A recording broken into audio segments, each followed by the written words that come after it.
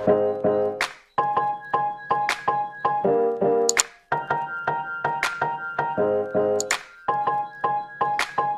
Robinson. And I'm Kevin Cronin. Watch for us next on Radio 1990.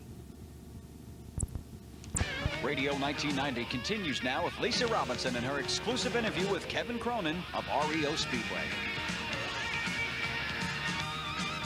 What happens in the early days when you're out on the road and you start to build up a following and stuff starts happening and all of a sudden the band is something to be reckoned with?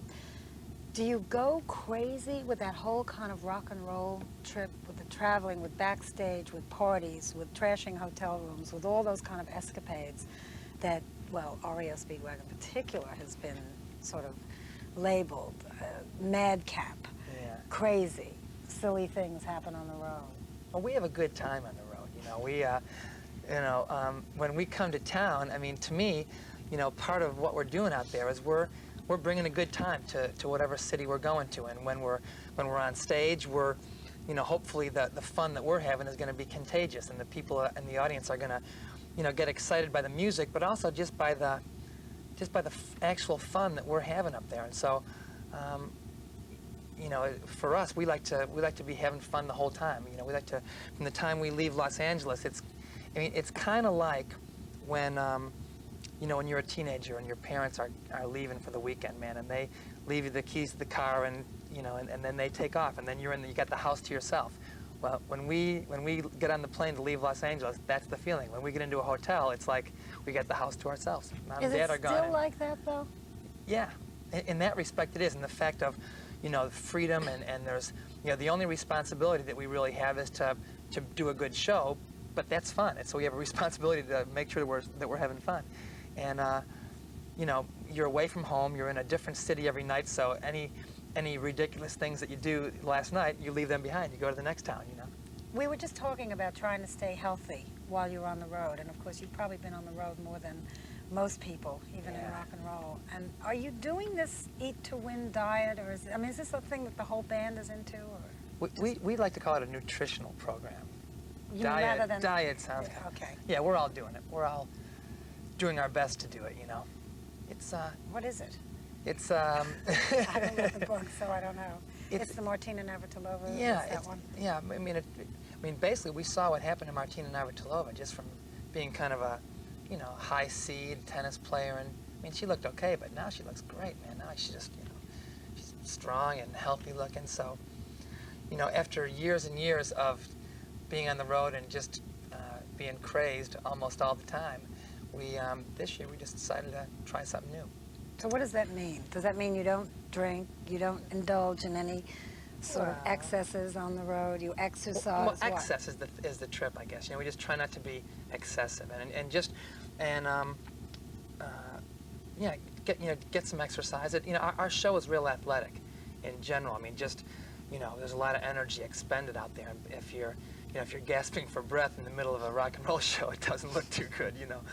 So this year, you know, we're you know, just trying to stay in shape, stay strong, and feel good, and then you go out on stage, and it's just an extension of it, and you know, then I can jump around more and run around more. I mean, this year in the show, there's one song I sing from the audience, and then run through the audience to get up on stage. Man, if I wasn't in good shape, they'd mangle me out there. Here's Kevin Cronin and friends with I Don't Want to Know.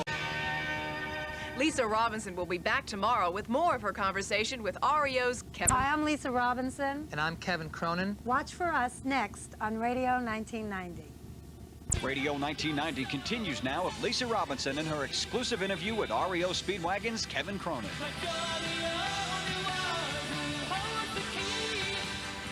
How long did that last, that kind of a struggle, really, for you? 3 or 4 sleeping in one room of a crummy motel or something? It lasted, well, you know, when we were doing it, see, it didn't really feel like a struggle. It was cool. I mean, it was, you know, that was the next step from playing in bars in our hometown, where you just go, you know, play the bar, and then everyone would scatter and go home every night. That was being on the road, and that was great. I mean, that was the band getting together, and we had a truck with, you know, with our names stenciled on the back of the van, and you know, there we were. We could see our truck driving down the street. It was the REO Speedwagon truck, and we had all our amps in the back, and and we were on the road. We had a road manager, you know, and Big time. you know, oh yes. yeah, it was big time. And if there was 4 of us sleep in one room of a hotel, that was okay. It was all okay. You know, all that stuff. Even when you were back in the bars and playing in the bars when you started out, that was okay too. It was great. But did you envision this? I mean, what was the furthest that you thought it would go? I mean, I just feel that every band that ever gets on stage has to in some way think that they're going to be as big as the Beatles in their head, otherwise they don't do it. Yeah. So when you were doing the whole bar thing and then you got into the little truck and went on the road, did you keep seeing things as a series of steps, or did you see the stadiums and the arenas and the #1 albums? Well, see, when we were on stage in these bars, as far as we were concerned, it was Shea Stadium.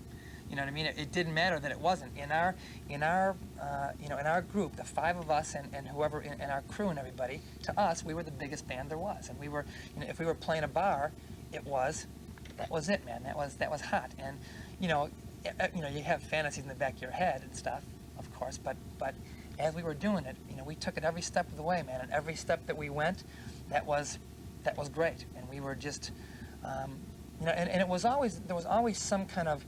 There was always movement. There was always a progression, you know. And when we used to play the Red Lion in Champaign, that was the top bar in Champaign. And before we played there, we were looking to play that bar in the Red Lion. And then when we got there, we accomplished that, you know, that goal. And then it was okay. Now, what's next? Now what are we going to do?